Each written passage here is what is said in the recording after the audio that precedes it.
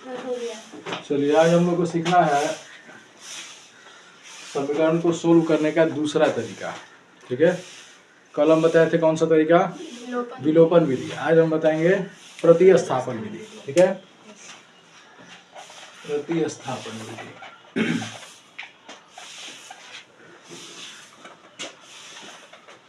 प्रतिस्थापन विधि, देखिए प्रतिस्थापन विधि में भी दो समीकरण होगा, चाहे वो विलोपन हो चाहे प्रतिस्थापन हो चाहे बृहद गुणन हो। सबको सोल्व करने के लिए कितने समीकरण होंगे? दो समीकरण होंगे, तभी जाकर के हल निकलेगा, x और y का मान निकलेगा। ठीक है, ठीक है। प्रतिस्थापन विधि में प्रत्येक समीकरण से यानी समीकरण 1 और 2 दोनों से x का मान निकाला जाता है या x के रूप में लिखा जाता है। दोनों समीकरण को एक समीकरण को x के रूप में लिखा जाएगा और दूसरे समीकरण में उसका मान रख दिया जाएगा। ठीक है, जैसे देखिए आराम से समीकरण 1 से 2x + 3y = 7। हमको क्या करना है ना कि इसमें से x वाले को एक तरफ करना है, केवल x वाले को एक तरफ करना है या केवल y वाले को एक तरफ करना है। एक तरफ करने का मतलब या तो बायां पक्ष में रखिए या तो दायां पक्ष में रखिए। तो इसको हम लिखेंगे 2x = 7 - 3y, यानी ये प्लस में है, इधर क्या करेगा? माइनस करेगा। अभी 2 इसके पास रह गया तो 2 यहाँ गुना में है ना, तो ये कहाँ जाएगा? भागा में, यानी बाई में चला जाएगा। 7 - 3y/2 हो गया। अब इसको हम समीकरण 3 लिख सकते हैं, हो गया। फिर यहाँ लिखेंगे समीकरण 3 का मान या लिख सकते हैं x का मान। ठीक है, 3 का मान समीकरण 2 में रखने पर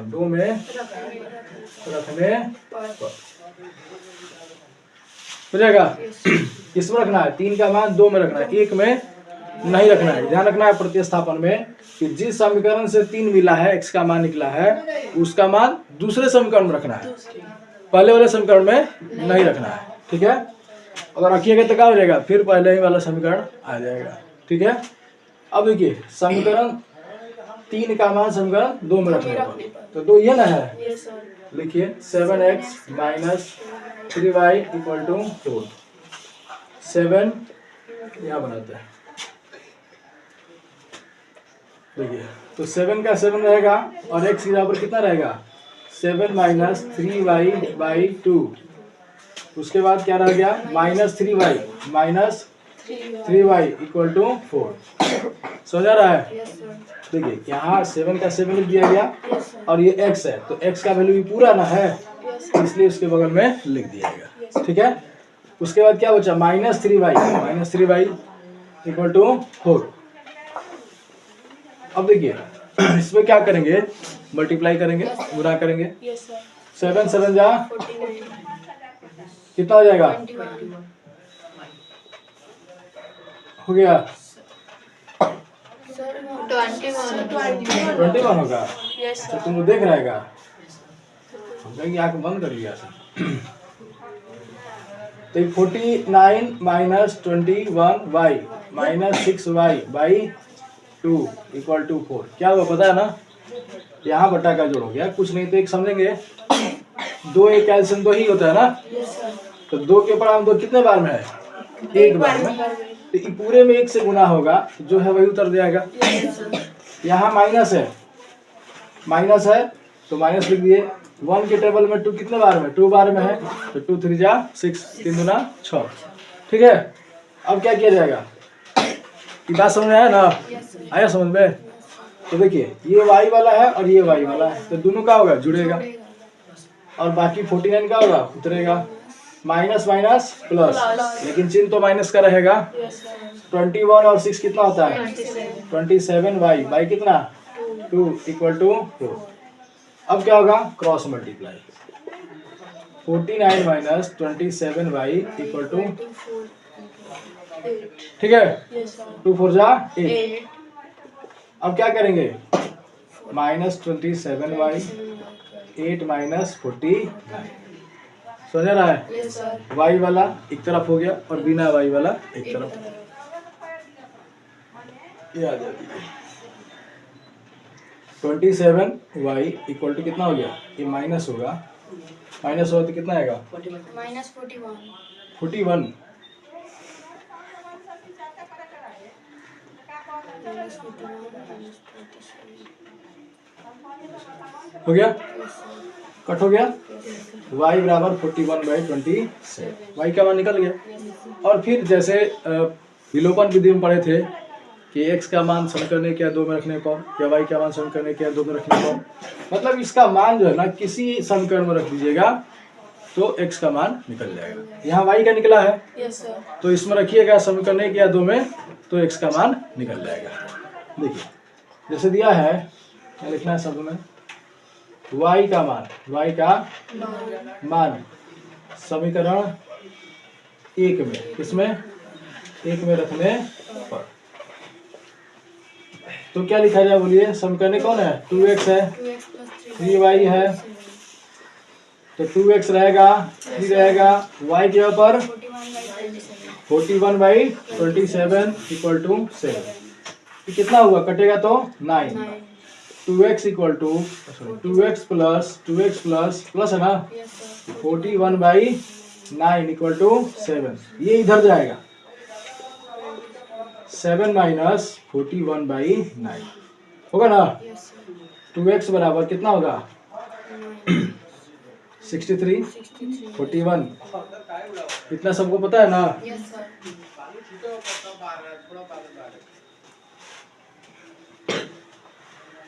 कितना आएगा ये? 2x बराबर माइनस होगा, कितना आएगा? 22/9। x इक्वल टू क्या आ जाएगा? 22/9 इंटू 2 कटेगा 11 आएगा, यानी x का वैल्यू कितना आ गया? 11/9 आंसर। ठीक है, बाकी चेक करने के लिए बताए ही थे कि x और y का मान किसी भी समीकरण में रखिए, समीकरण 1 में चाहे 2 में, तो रखने पर अगर बायां पक्ष दाएं पक्ष के बराबर आ जाएगा तो आपका बनाया होगा सही है। ठीक है ना? समझ आ रहा है? आया होगा समझ में? चलो एक और बताते हैं। उतरना होगा क्या? उतरना है? हाँ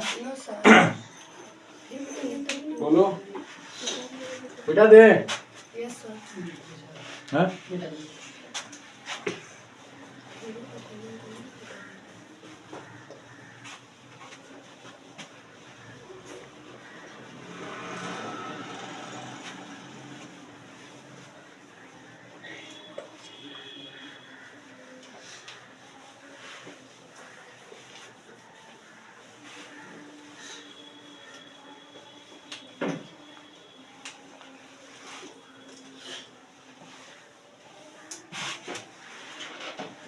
चलिए एक और क्वेश्चन देखते हैं। 2/3x 1/2y इक्वल टू 4, समीकरण 1 हो गया। x/3 plus 2y/5 equal to 3, समीकरण 2 हो गया। ठीक है ना? क्या लिखेंगे हम? समीकरण 1 से। ठीक है ना? 2/3x minus 1/2y equal to 4। ठीक है ना? अब क्या करेंगे? y वाले को इधर 2/3x इक्वल टू 4 माइनस कितना हो जाएगा? 2y प्लस हो जाएगा, प्लस होगा ना। 2/3x इक्वल टू, इसका यहाँ पर जोड़ करना है। जब तक जोड़ नहीं कीजिएगा तब तक इधर का इधर अंक लाना नहीं है, जोड़ करने के बाद ही लाना है। ठीक है ना? तो कितना आ जाएगा? 8 प्लस y/2। सही है ना? अरे सीधा इससे मल्टीप्लाई कर दीजिए, 8 हो गया, प्लस का प्लस 1y। ठीक है? अब क्या होगा? अभी मान लीजिए ब्रैकेट में है, x इक्वल टू क्या लिखेंगे? 8 प्लस y/2 इंटू इसका उल्टा 2/3 का उल्टा कितना हो जाएगा? 3/2। यानी यहाँ देखिएगा x इक्वल टू लिखेंगे इससे इसमें मल्टीप्लाई किया जाए और इसे इसमें, कितना हो जाएगा बोलिए? 8 त्रिका 24 प्लस 3y बटे कितना? तो दिक्कत कि x का वैल्यू निकल गया, समझ आ रहा है? अब देखो इसको क्या मानेंगे हम? समीकरण 3 फिर लिखना है समीकरण 3 का मान, 3 का मान समीकरण 2 में रखने पर। तो समीकरण 2 यही है, x/3 plus 2y/5 equal to 3 हो गया। तो x के यहाँ पर कितना लिखना है? ये पूरा लिखना है। तो x यहाँ ऊपर है, अंश के रूप में है, तो हम क्या लिखेंगे? 24 प्लस 3y, y कितना? 4, इसके नीचे y कितना है? प्लस 2y/5 इक्वल टू कितना? 3। अभी जो 4 ऊपर दिख रहा है कहाँ आएगा? नीचे मल्टीप्लाई कर लेगा। 24 प्लस 3y, y है, y कितना हो जाएगा? 12 प्लस 2y/5 इक्वल टू 3। अब तो सीधे दिख रहा है कि बट्टा का जरूर करना पड़ेगा, फिर से करना पड़ेगा ना? क्या बात है? हाँ, ज़्यादा दिक्कत है तो अभी जाएगी। लो देखिए, तो 12 और 60 का एलसीएम कितना हो जाएगा? 12 और 5 का एलसीएम 60 हो जाएगा। 12 पचे 60। तो 12 के टेबल में 60 कितने बार में है? 5 बार में। इस सब में 5 से मल्टीप्लाई होगा। और 8 5 के पढ़ा में 60 कितने बार में है? 12 बार में, तो इसमें 12 से मल्टीप्लाई होगा। कितना लिख दिया जाए? 120 हो जाएगा ना? 24 पचे 120, 3 पचे 15y, और कितना हो जाएगा? 12 24 y बराबर कितना? 3। 120 हो गया। 24 और 15 कितना होता है? 24 15 क्या? 39 होता है ना? बटे कितना? 60 इक्वल टू 3। इस 60 तरह के मल्टीप्लाई करेगा। 120 39y इक्वल टू 180 हो गया। यहाँ देखिए, तो 120 plus 39y equal to 180, 39y equal to 180 minus 120, ठीक है ना? ये इधर आके माइनस करेगा। 39y इक्वल टू कितना आ जाएगा? 60, y इक्वल टू 60y 39, कितना आएगा? कटेगा तो ये हो जाएगा 20 और 13 हो गया। y का वैल्यू निकल गया 20/30 हो गया। अब इसका मान हम समीकरण 1 में या 2 में रख करके x का मान निकाल सकते हैं। कौन सा बोलो? जो मतलब बटन में 12 लिखे हैं, ये वाला, वहाँ पे 3 नंबर में, इसके ऊपर ये वाला। ये सर देखो ये 4 नीचे आएगा ना, तो मल्टीप्लाई करेगा 4 से 12 ठीक है। उसी का ही मल्टीप्लाई हुआ है तो 12 आ गया। फिर 12 और 5 का एलसीएम हुआ है तो 60 आया है। 12 के पढ़ा में 60 क्या बार में? 5 बार में। तो ऊपर वाले अंक में 5 से गुना हुआ है। इसके ऊपर जो है इसमें नहीं, क्योंकि इसके नीचे क्या है? 5 है। 5 के पढ़ा में 60 कितने बार में? 12 बार। इसमें 12 से गुना हुआ है तो 12 गुना 24 हो गया। अब y वाला y से जोड़ा गया तो 15 और 24 जोड़ दिया गया 39 और 120 उतर गया। यहाँ से क्रॉस मल्टीप्लाई हुआ तो 60 तिरका 180, फिर से गुणा। अब देखिए 60 गुना 3 दिख रहा है ना? यहाँ पे 3 है, यहाँ 60 है, 3 से गुना हुआ है तो 60 तिरका 180 हो गया। अब ये 120 जो है प्लस में इधर क्या करेगा? माइनस, तो 60 हुआ। अब 39 y है तो 39 इसके y में जाएगा, बटा में जाएगा, तो कटेगा 20/13 जाएगा। कोई दिक्कत नहीं ना है? अब इसका मान किस में रखना है? किसी भी समीकरण में रख करके x का मान निकाल लेना है। हाँ, थोड़ा सावधानी बरतिएगा कि मान किस में रखा जाए। हालांकि किसी में रखेंगे तो आंसर आ जाएगा, ठीक है ना? किसी में रखा जाएगा आंसर आएगा, लेकिन आप लोगों को समझना है कि समीकरण 1 में रखा जाए कि 2 में रखा जाए, किस में रखा जाए कि जल्दी आंसर आ जाए, ज्यादा गुना भागा नहीं करना पड़े, ठीक है? तो आप देखिएगा इसमें जो अंक है ना, इसमें कहाँ रखा जाए कि आसानी से कट सकता है। तो देखिए कि y है 20/13, 20/13 y। अगर हम यहाँ रखेंगे, यहाँ रखेंगे 20/13 अगर रखते हैं तो ये कट जाएगा, 10 आ जाएगा। यहाँ भी रखेंगे 20/13, ये कट जाएगा, कितना आएगा? यहाँ भी कट जा रहा है, दोनों में कट जा रहा है। तो दोनों में किसी में रख दीजिएगा, आपका आंसर आसानी से निकल जाएगा। ठीक है ना। अगर मान लीजिए यहाँ पर रहता 8 चाहे 6 दिया होता तो ये जल्दी कटता नहीं, आधा आधा रह जाता, बट्टा में रह जाता। ठीक है ना। तो ज़्यादा बेटर रहता है यहीं पर हम लोग मान रख लें। ठीक है ना। तो समझ में आया कि नहीं आया? आ गया? तो बना सकता है सब। सर ये रहने दीजिए। गलत है। चलो ये 18 था और कितना था? सर 80 था, 180 था।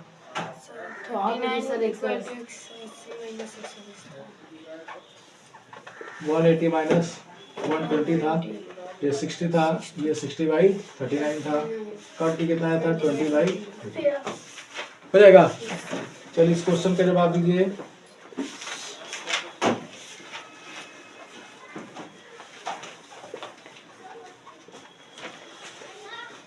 समीकरण 2 हो गया। Question number 2, 1/3x 2/3y equal to 1/6,